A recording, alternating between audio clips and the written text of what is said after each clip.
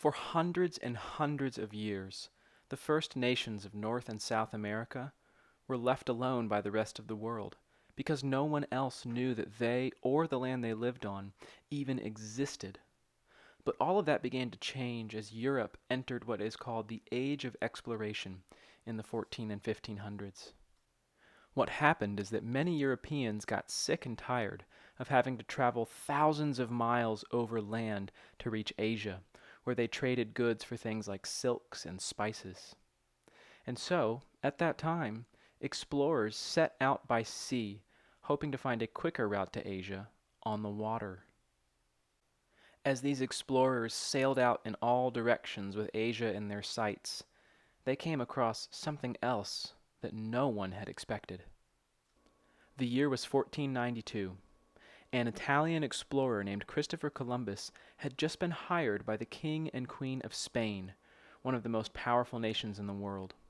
His plan for reaching Asia was to sail west, hoping as it were to arrive on the back doorstep of the continent.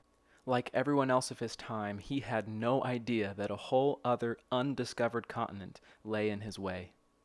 When he landed on an island in the modern-day Caribbean Sea, he thought he had hit Asia, and so he named the area the West Indies, referring to India.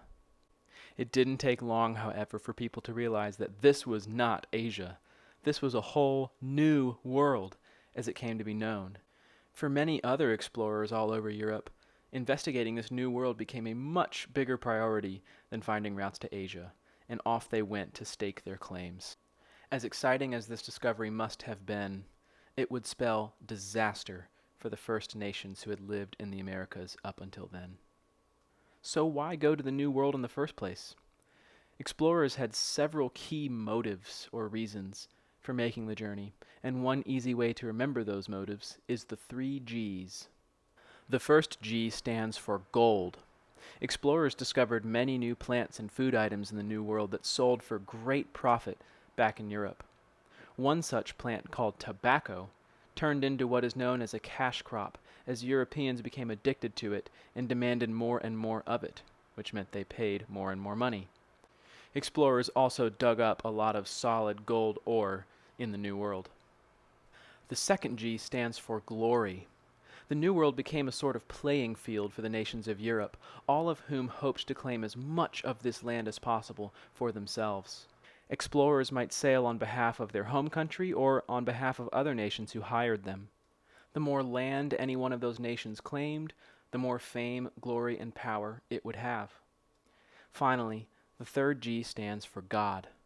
Most European nations at this time practiced either the Catholic or Protestant form of Christianity and hoped to spread their religious faith to the people whom they found already living in the New World.